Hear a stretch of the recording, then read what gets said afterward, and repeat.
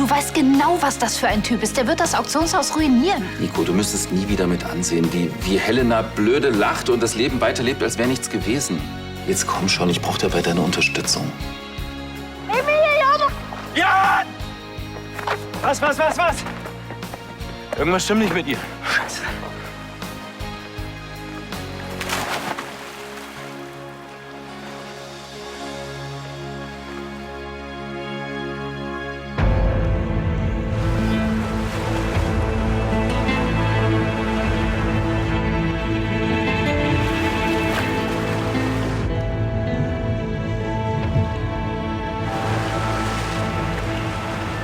Was ist passiert? Ich habe keine Ahnung.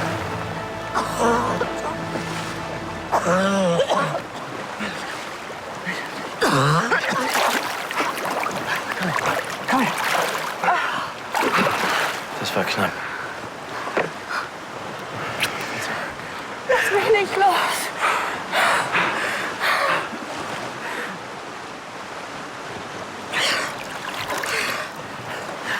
Ich lass dich nie wieder los. Nie wieder.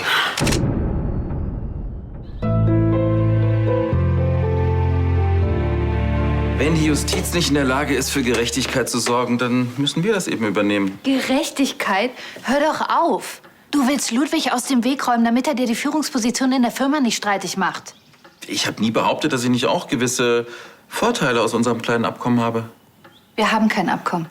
Nico, ich liefere dir hier Helena ans Messer und alles, was du dafür tun musst, ist zu vergessen, dass dieser Boos Gold in Kunstgegenständen schmuggelt. Und du musst zustimmen, dass wir mit diesem Mann offiziell Geschäfte machen. Wenn wir Helena und Ludwig diesen Schmuggel wirklich in die Schuhe schieben, dann ist nicht nur der gute Ruf des Auktionshauses ruiniert, sondern von der ganzen Firma. Also bis jetzt weiß außer uns niemand von Boos lukrativem Nebenjob. Und? Das heißt? Das heißt, wir lassen die ganze Sache auffliegen und sind dann natürlich, wie der Rest der Welt, total entsetzt. Ja, genau wie Ludwig und Helena. Nur, dass die niemandem etwas vorspielen müssen. Richtig. Aber wem wird man wohl glauben? Den beiden, die ohnehin schon in der Öffentlichkeit den Ruf haben, dass sie kriminelle Machenschaften vertuschen, oder uns? Also denk drüber nach, okay? Ich brauche bis morgen deine Antwort.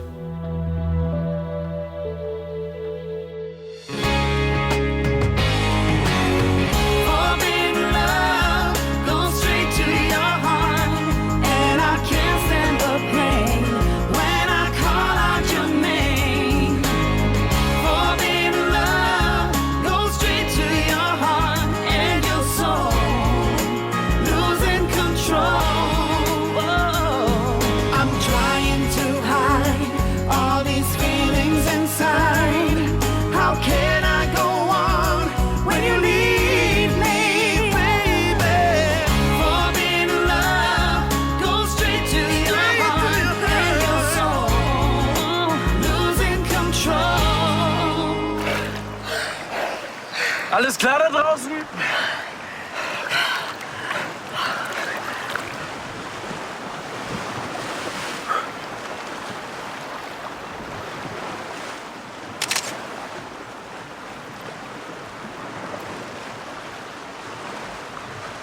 ¿Podrías imprimirme la foto de Emilio? ¿Es für Sie? Sie hätte gerne einen Abzug von dem Foto, wo ich drauf bin. Sí, gracias.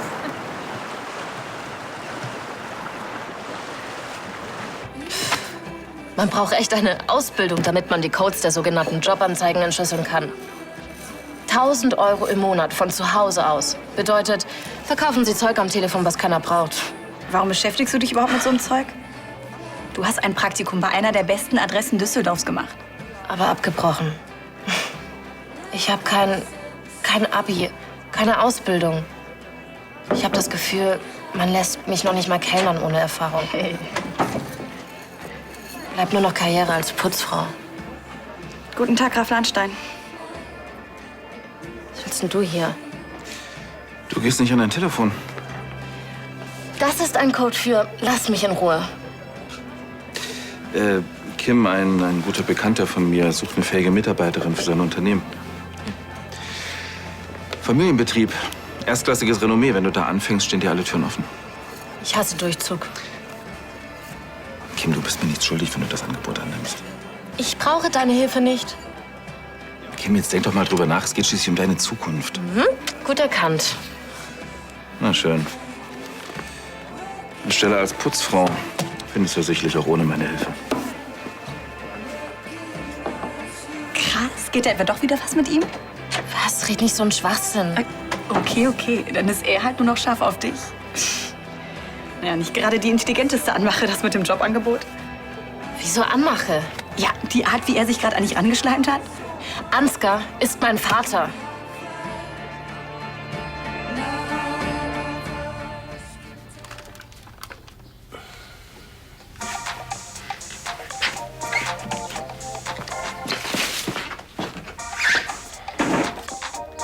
Wie geht dieses verdammte Ding aus?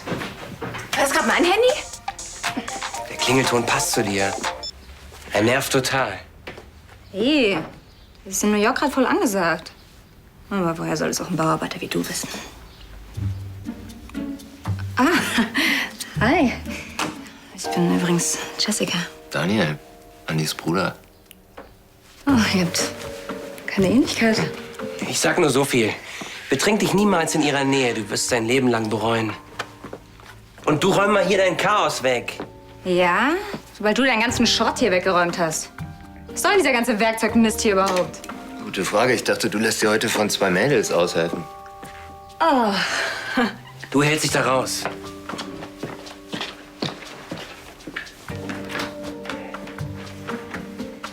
Versöhnungsplan ist wohl gescheitert, hm? Nico hat abgesagt. Und Helena ist nicht mehr aufgetaucht. Helena, die war vorhin hier. Was, das sagst du erst jetzt? Wo ist sie denn hin und was hast du wieder mit ihr gemacht? Wie schon wieder? Ich wollte auf einmal schnell weg.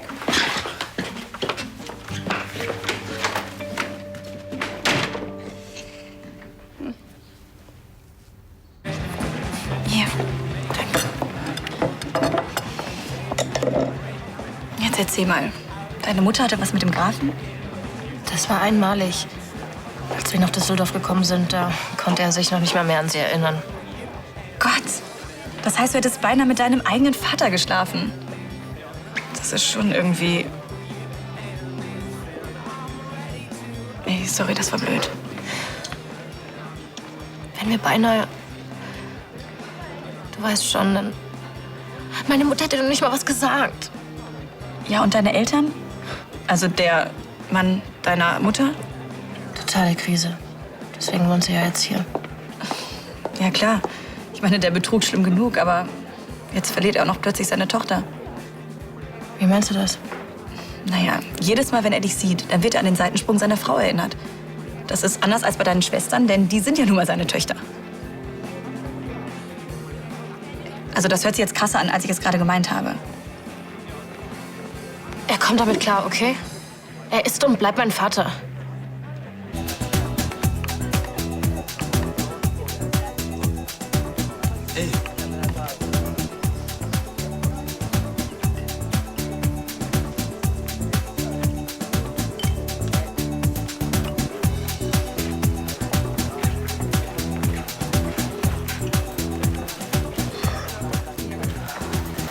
Hier, nimm.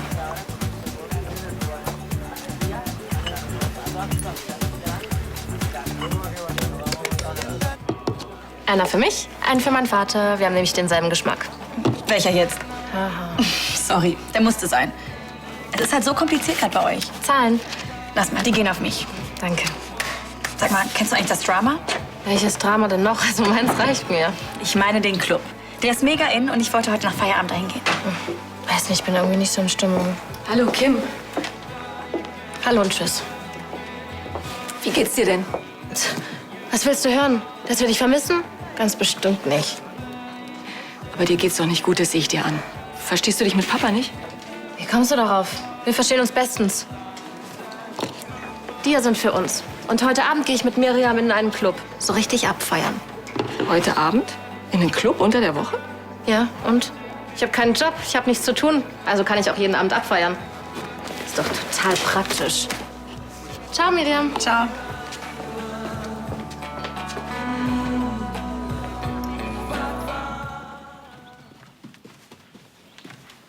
Soll ich im Kaminzimmer einen Tee servieren? Danke, nicht nötig. Es scheint ja heute der Tag der Blitzbesuche zu sein. Jessica hat mir erzählt, dass du kurz da warst und dann aber gleich wieder gegangen bist. Ja, es tut mir leid. Ich hab's mir spontan anders überlegt. Ich weiß, der Boden sollte heute fertig sein, aber ich habe im Moment so viel zu tun. Ach, sie sollte auch dabei sein. Hast du gedacht, wir legen so etwas wie einen neuen Boden für unsere Freundschaft?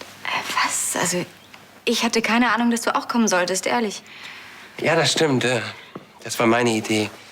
Ich wollte, dass ihr gemeinsam an etwas arbeitet, dass ihr euch mal aussprecht, quasi auf neutralem Boden, dass ihr gemeinsam abschließen könnt. Also um Helena musst du dir wirklich keine Sorgen machen. Für sie ist Philipps Tod schon längst Geschichte. Ach, komm schon. Das glaubst du nicht wirklich. Nico, ich dachte, als du mich um dieses Treffen mit diesem Kunsthändler gebeten hast, dass wir auf einem guten Weg sind. Ja, mittlerweile weiß ich, dass du doch eine Heuchlerin bist. Komm jetzt. Das stimmt nicht. Natürlich. Ich habe dich gesehen. Du hast dich königlich mit Tristan amüsiert. Schon merkwürdig, wenn deine Schuldgefühle dich wirklich so belasten, wie du behauptest. Nico, jetzt hörst du aber mal auf. Ich soll aufhören? Philipp ist gerade erst ein paar Wochen tot. Es hat gerade erst angefangen. Und du kannst nicht mit uns beiden befreundet sein. Oh Mann, das tut mir echt leid. Ich wollte das mit euch beiden bloß wieder hinbiegen. Lass es einfach. Was? In eurem Alter so ausgepowert? Ha? Ihr seid da lahme Säcke. Hey. Ja, was? Ja. Ha? Du machst gleich die Küche, ihr beide räumt hier auf und ihr macht... Hey, ihr macht die Wäsche, ja? Marla. Das ist unfair. Leonie durfte auch schon raufgehen. Das ist... Wie heißt denn das? Vetternwirtschaft. Ja, Vettern. Dings, genau. Vetternwirtschaft? Ich habe meinen Job gemacht. Guck mal. Cool. Ey, wie verdammt gut ich aussehe. Warum merkt denn das nie jemand? Weil du niemanden dafür bezahlst. Jetzt geht das schon wieder los. Anstatt auf meine natürliche Schönheit zu achten, ja, Das erledigst du schon selbst. irgendwer muss es ja machen. Zeig mal her. Oh, du kriegst du morgen, okay? Danke, super. Du hast echt einen guten Blick. Danke. Können wir mal wieder? Bitte? Danke.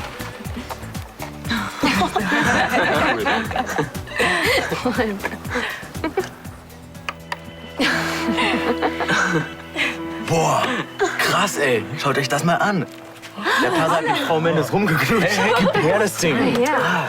Zeig mal her. Los jetzt. Was ist denn hier los?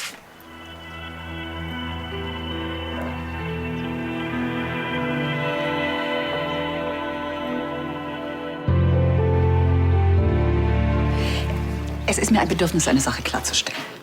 Ich habe Ihrer Frau angeboten, hier auf Königsbrunn zu übernachten. Sie wollte sich erst gar nicht darauf einlassen. Wegen Ansgar. Ich habe sie dann zu dieser einen Nacht überredet. Gut, danke. Herr Wolf, ich kann mir gut vorstellen, wie schwierig die Situation momentan für Sie und Kim ist. Oh Gott, ausgerechnet Ansgar.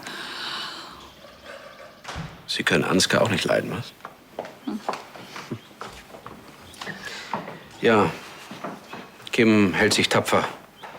Sie steht voll und ganz hinter mir. Sie sagt, dass ich immer ihr Vater war und es für sie auch immer bleiben werde. Bezweifeln Sie das? Wissen Sie, ich war immer der Meinung, dass Kim so vieles von mir hat. Ihre Spontanität, ihre Dickköpfigkeit und ihre Art zu lachen. Aber jetzt weiß ich, dass ich mir diese Parallelen nur eingebildet habe. Sie ist nicht meine Tochter. Sie ist nie meine Tochter gewesen. Aber Sie haben Kim erzogen. Alles Wichtige haben Sie ihr mitgegeben. Sie sind doch für Kim mehr Vater, als Ansgar das je sein könnte. Ich liebe sie auch über alles. Daran wird sich nie etwas ändern. Ich habe nur Angst, dass sich unser Verhältnis für Kim ändert. Sie wird ihren richtigen Vater kennenlernen wollen, Gemeinsamkeiten herausfinden wollen. Aber was wird dann aus uns? Naja, da gibt's ein Foto von... Bist du blöd? Aua. Du hältst jetzt schön die Klappe, so ein Spielverderber. Darf ich mal sehen? Danke.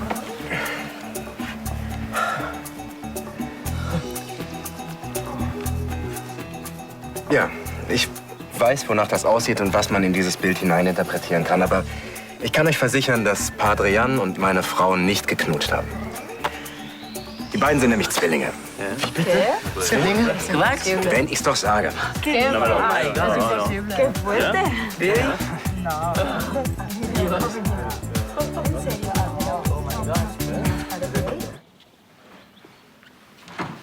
Und wie geht es jetzt weiter, wenn ich fragen darf?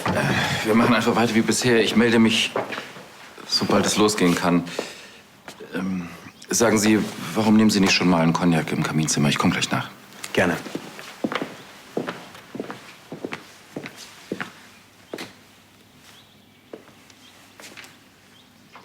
Du bist nicht hier, um mich zu besuchen, oder? Kim, was ist denn los? Es geht dich einen Dreck an. Ich finde, du solltest dir langsam mal einen anderen Ton mir gegenüber angewöhnen. Wieso? Weil du mein Erzeuger bist? Ja, unter anderem auch deswegen. Du kennst meine Meinung. Stimmt, ich kenne deine Meinung. Das heißt aber nicht, dass ich sie akzeptiere. Das ist mir Latte. Verdammt nochmal, Kim, können wir vielleicht mal normal miteinander reden? Ich weiß doch, wie du dich fühlst. Dieser Spruch, der geht mir echt bis hier. Du weißt nichts, gar nichts. Du hast überhaupt keine Ahnung, wie meine Situation ist. Und ob ich das weiß, ich habe genau dasselbe erlebt.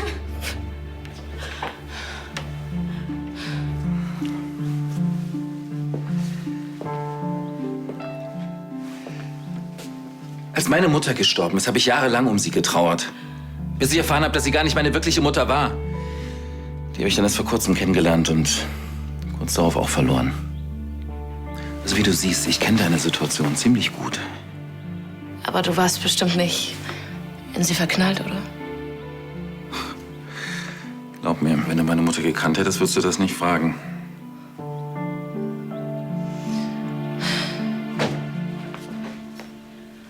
Es war so klar, dass du mir hinterherkommst.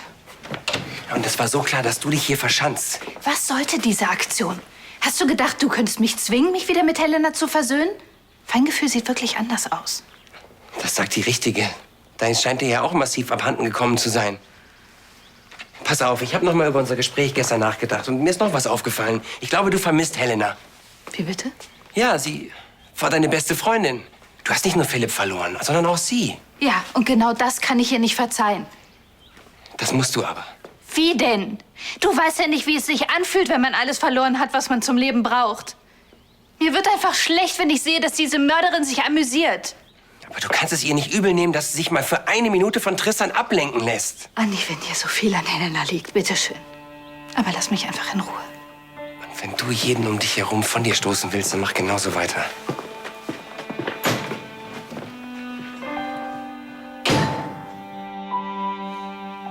Weißt du, ich habe mich immer als echter Lahnstein gefühlt. Ich habe alles dafür getan, um von meinem Vater respektiert zu werden. Ich habe versucht, die Firma mit aufzubauen. Immer im Sinne der Familie. Dachte ich zumindest. Und dann habe ich die ganze Wahrheit erfahren. Die ganze Wahrheit über meinen ach so moralischen Vater, über meine Herkunft. Und mit einem Schlag wusste ich auch nicht mehr, wo ich hingehöre. Mir ist völlig klar, dass du einen Vater hast, den du liebst. Aber das, was wir gespürt haben, diese Nähe, das... Gut, das war offensichtlich nicht das, wofür wir es gehalten haben, aber das war doch wahrhaftig. Kim, uns verbindet etwas. Wenn du irgendwann bereit dazu bist, dann würde ich gern da anknüpfen.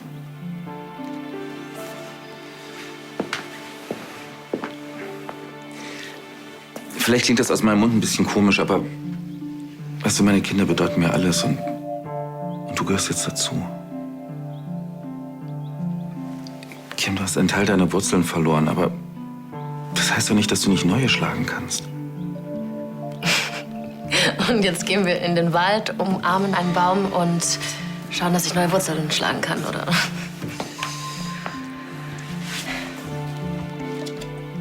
Hier. Ist zwar ein bisschen warm, aber schmeckt.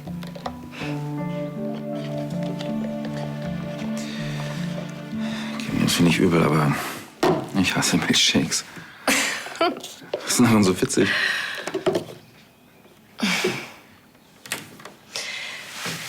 Ich muss los. Ich treffe mich noch mit Miriam. Wir wollen in einen Club. Viel Spaß. Dir auch.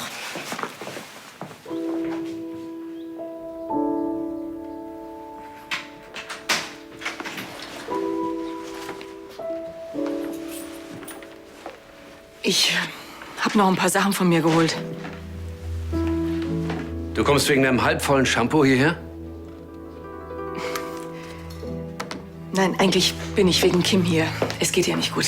Wieso, was ist mit ihr? Sie will in irgendeinen Club. Heute Abend. Oh. Deine volljährige Tochter will in irgendeinen Club. Na, wenn das mal kein Grund zur Sorge ist. Unter der Woche. Ich meine, sie lässt sich völlig hängen. Ich habe das Gefühl, es macht ihr überhaupt nichts aus, dass sie keinen Job hat. Ich glaube nicht, dass das gerade ihr Hauptproblem ist.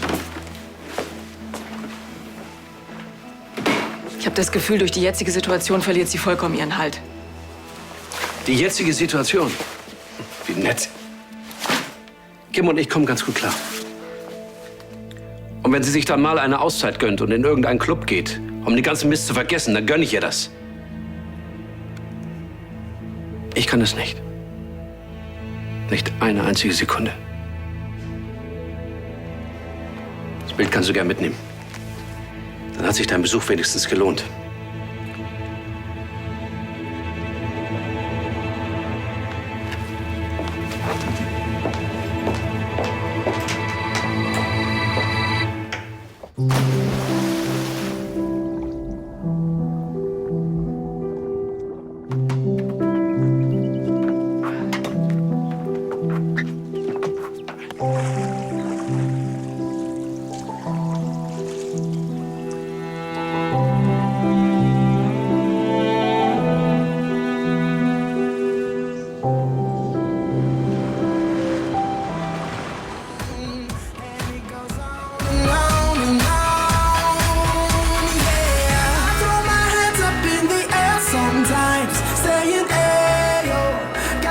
Was dauert es denn so lange? Hat sich dein Vater eigentlich über den Milchshake gefreut? Tu mir einen Gefallen, okay? Für heute Abend sind Wörter wie Vater oder Familie tabu. Okay, Deal. Was ist los? Diese Schuhe bringen mich um. Willst du noch mal nach Hause und die andere anziehen? Bist du verrückt? Wir stehen hier schon eine Stunde an. Ich schmeiß die in die Ecke und dann geht's ab auf die Tanzfläche. Oh, geiles Lied. Lass uns rein, lass uns rein, lass uns rein. Komm schon, komm schon. Name? Miriam Pesch und Kim Wolf.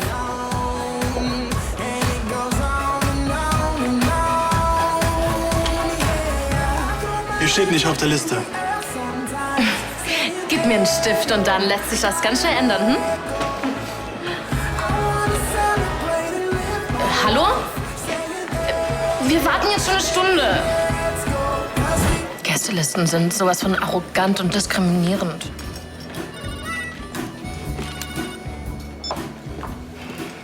Hallo, Papa. Kim, hallo. Wo bist denn du? In diesem Club? Woher weißt du das denn schon wieder? Hat mir deine Mutter erzählt. Na toll. Ja, auf jeden Fall ist sie nicht auf dem neuesten Stand. Wir sind nicht reingekommen und sind jetzt im Schneiders. Soll ich euch abholen? Ja, das wäre cool. Gut. Ich fahr dann gleich los. Ja, danke. Hatte keine Sorgen, der kann ich bestimmt auch mit nach Hause nehmen. Zu schade, dass deine Väter heute Tabuthema sind. Mit dem Namen dieses Vaters würden wir sofort ins Drama kommen.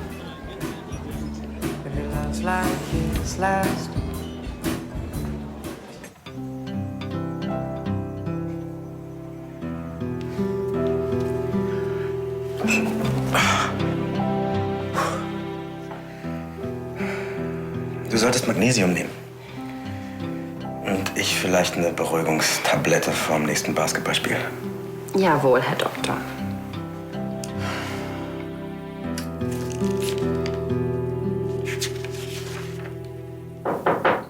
Ja? Störe ich? Komm mal. Ist es jetzt eigentlich okay für dich, dass alle Bescheid wissen?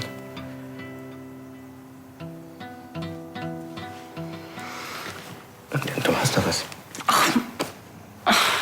Ardo. Julia, hast du deinen Humor auf dem Boot gelassen? Ja, vielleicht. Ist dir das peinlich, dass es jetzt alle wissen? Dass Julia und ich Geschwister sind? Nein. Warum sollte mir meine Schwester peinlich sein? Und unter diesen Umständen war es ja auch unvermeidlich, dass wir die Verhältnisse klären. Stimmt. Bevor noch alle denken, dass du und Julia... Jetzt seid ihr einfach Geschwister und fertig. Aber was, wenn man sich trotzdem verliebt? Ich meine, man kann sich doch nicht aussuchen, in wen man sich verliebt. Was wäre gewesen, wenn du dich in Julia verliebt hättest? Und dann erfährst du plötzlich, nee, das geht nicht. Ihr seid verwandt, also Finger weg. Kann man da einfach einen Schalter umlegen? Wir haben doch keine Schubladen für unsere Gefühle und dann packen wir das Gefühl einfach in die Verwandtschaftsbox. Es ist nicht einfach für euch beide. Ich meine für Timo und dich. Hat er sich denn mal gemeldet? Nada. Der hat in Rom genug Ablenkung. Ich weiß einfach nicht, in welche Schublade ich ihn stecken soll. Vergiss es. Das funktioniert nie. Das mit den Schubladen meine ich. Aber sieh mal, vielleicht kann deine Liebe zu Timo eine ganz neue Qualität bekommen. So wie du einen Familienangehörigen liebst zum Beispiel. Glaubst du, das funktioniert? Jetzt warten wir es erstmal ab. Okay?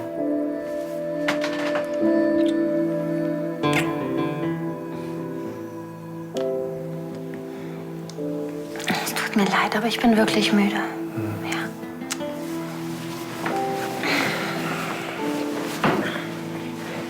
Na dann schlaf gut. Du auch. Mhm. Gute Nacht. Gute Nacht. Gute Nacht. Nacht, Papa.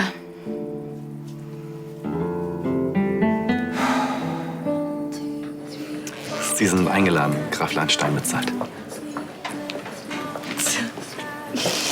Cool. Ich bin gleich wieder da. Nico, ich wollte dich noch mal an unseren Goldrausch erinnern. Ja, du weißt schon, jeder kriegt, was er verdient. Also überlegst du, ich freue mich auf deine Entscheidung. Kim. Hi. Setz dich doch. Danke. Wollt ihr jetzt erst los? In den Club? Wir sind nicht reingekommen. Was? Wie bitte? Ja, Gästelisten, da kann man nichts machen.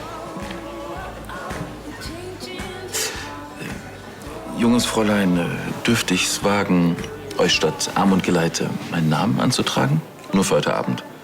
Als Probe, sozusagen. Du meinst, wie ein Kleid, für das ich mich noch nicht entschieden habe? Ja, so in der Art. Ich probiere gerne mal neue Klamotten aus. Okay. Wie heißt der Club? Drama.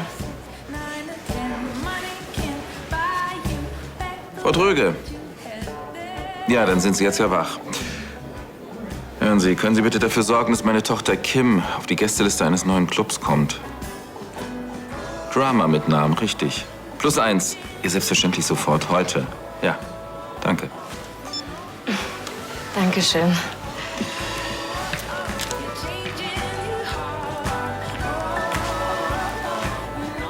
Hallo Papa, ich bin's nochmal. Du brauchst mich doch nicht abholen. Hier hat sich quasi ein Retter aufgetan.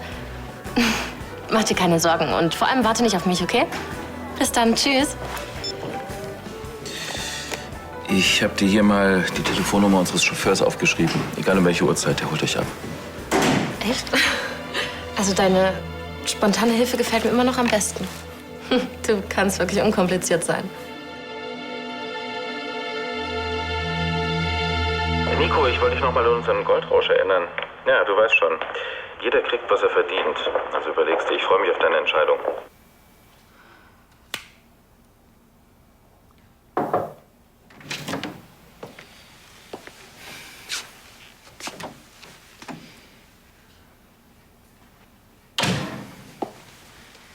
Warum tust du dir das an? Willst du mir jetzt auch noch erklären, wie ich trauern soll?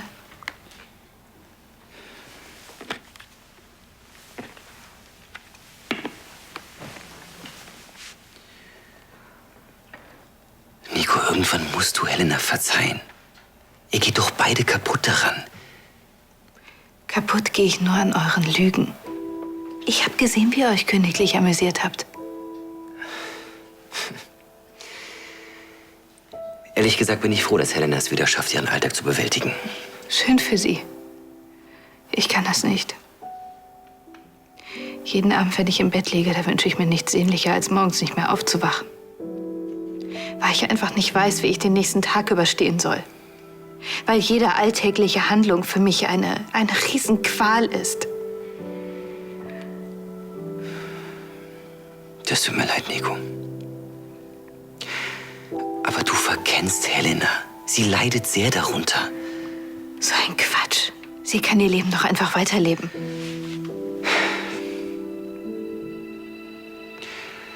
Eigentlich sollte ich es dir nicht sagen, aber Helena verbringt jede freie Minute im Krankenhaus. Sie macht freiwillige Sozialstunden. Sie kann eben nicht einfach so weitermachen.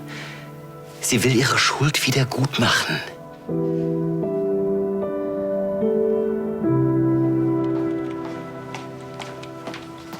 Die müssen heute noch dringend raus, ja? Danke.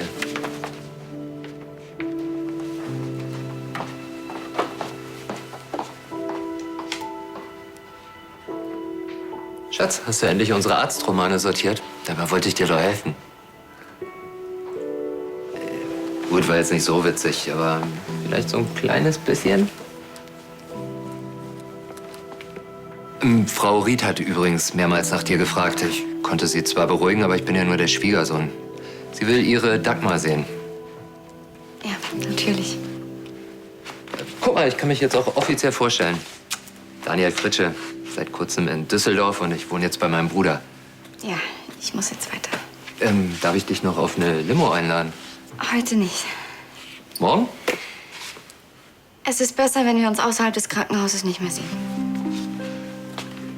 Habe ich irgendwas falsch gemacht? Wir haben uns doch so gut verstanden. Wir sind doch sogar verheiratet. Es geht eben nicht.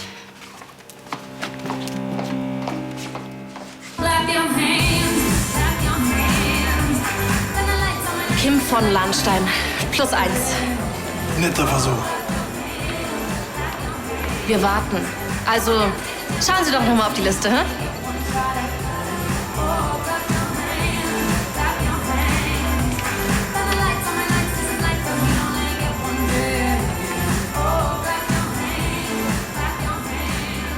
Geht doch. Muss ich dich jetzt Gräfin nennen? Whenever I'm alone with you, you make me feel like I am home again. Whenever I'm alone with you, you make me feel like I am whole again.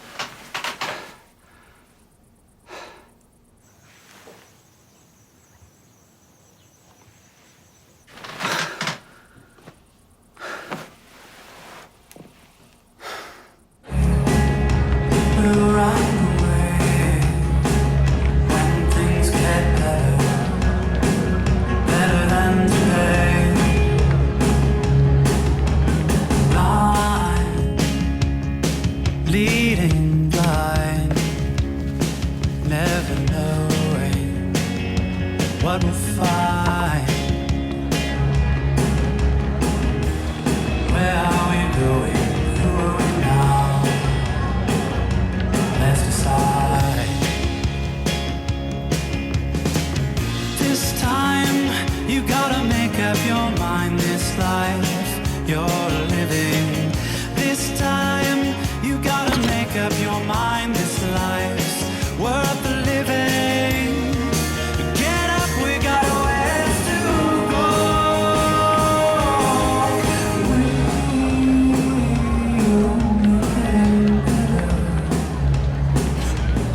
Where we were, that doesn't matter. Lately, everything is hazy, but I know what's true.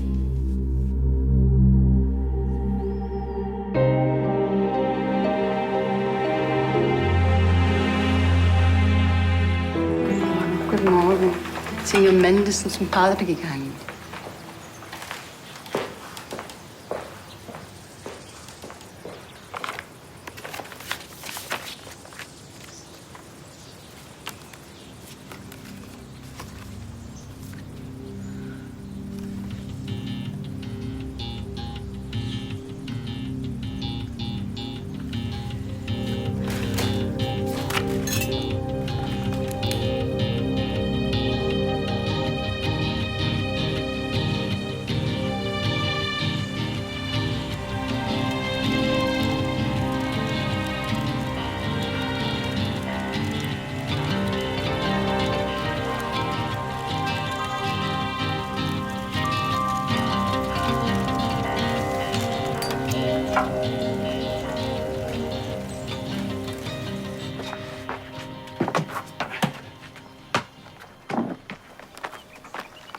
Was soll das werden?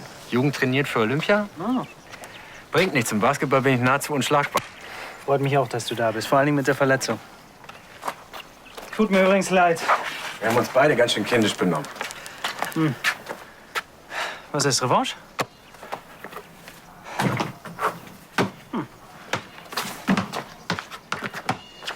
Schön, dass wir mal Zeit zu zweit verbringen. Ist noch ganz schön ungewohnt für mich. Bis vor kurzem bestand meine Familie nur aus Timo und Julia. Und Julia hat nie, aber wirklich nie über ihre Familie gesprochen. Und plötzlich habe ich eine Schwiegermutter, einen Schwager, eine Nichte. Die sich auch noch in einen Sohn verliebt. Der gar nicht mein Sohn ist.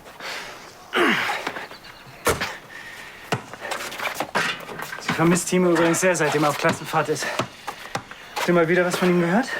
Naja, Timo macht viel zu viele Dinge mit sich selbst aus. Aber im Fall von Leonie ist die Entscheidung endgültig. Und ich unterstütze ihn darin.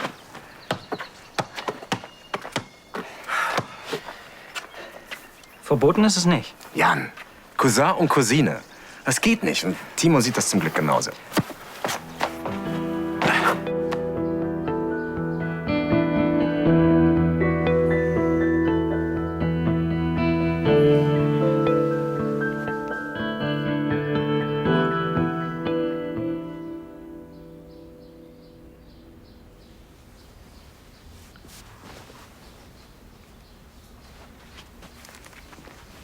Kim?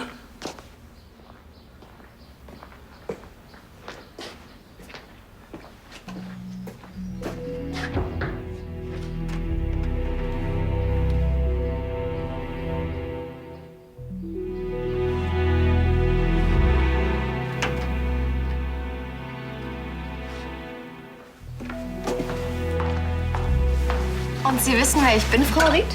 Ja, natürlich. Und können Sie sich noch an den letzten Besuch Ihrer Tochter Dagmar erinnern? Aber Kindchen, meine Tochter lebt in den USA und sie hat mich schon seit Ewigkeiten nicht mehr besucht. Es tut mir leid. Wissen Sie, ich bringe manchmal Dinge durcheinander und dann wieder kann ich mich ja nichts mehr erinnern. Das passiert uns allen mal. Ja, aber mir passiert das sehr oft. Früher, da war alles noch viel einfacher für mich. Ja. Dann sieht man sich nach der Zeit zurück, als man das Leben noch unbeschwert genießen konnte. Also in Ihrem Alter sollten Sie so nicht reden. Ja, da haben Sie natürlich recht. Es gibt nur Dinge, kann man niemals wieder gut machen. Ich sage noch kurz den Schwestern Bescheid, dass wir in den Park gehen und dann hole ich sie ab. Ich bin gleich wieder da.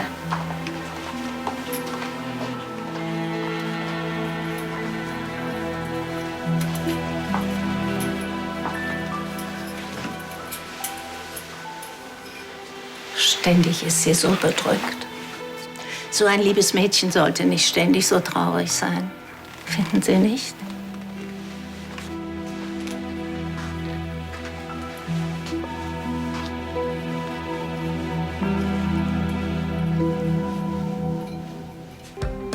Ich habe sowas von die Schnauze voll. Da bemüht man sich.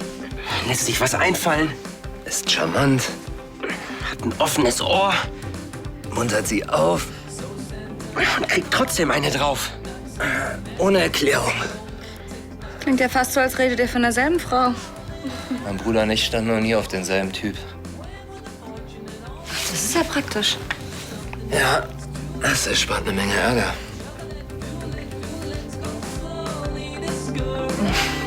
Graf Lahnstein, ehrliche Reue oder Besänftigung der Öffentlichkeit? Guten Morgen, Nico. Morgen. Helena konnte heute leider nicht mitfrühstücken. Sie musste sehr früh aus dem Haus.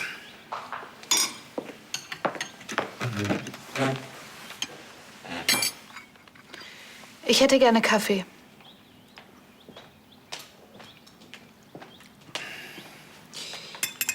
Ja, ich muss dann auch mal los.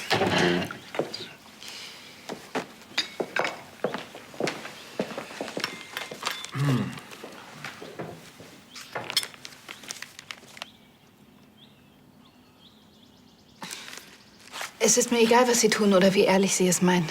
Ich will endlich meine Ruhe. Und ich will Philipp rächen. Also, lass uns Gold schmuggeln.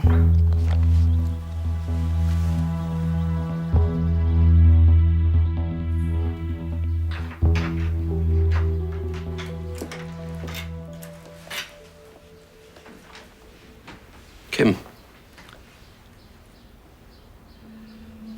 Wo bist du heute Nacht gewesen? Na, ich war mit Miriam in diesem Club. Hab ich dir doch gesagt. Wir sind dann doch noch irgendwie reingekommen. Lüg mich nicht an. Was bin ich für dich? Ein nützlicher Dummkopf? Wovon sprichst du? Ich soll den Chauffeur für dich spielen. Gut, mach ich. Aber dann überlegst es dir doch anders und verbringst die Nacht mit dem Grafen. Woher weißt du das? Ich war schon im Schneiders, als dein Anruf kam. Ja und? Er hat uns auf die Gästeliste gesetzt, mehr nicht. Ich erinnere mich. Dein Retter in der Not. Ja, genau. Das ist sowas von unverantwortlich. Ich sitze hier die ganze Nacht und mache mir Sorgen, wo du bleibst. Ich hab doch gesagt, warte nicht auf mich. Du wirst dich in der nächsten Zeit um einen Job kümmern. Clubbesuche sind jetzt gestrichen. Du hast mir gar nichts zu sagen. Hast du mich verstanden? Du bist nicht mein Vater!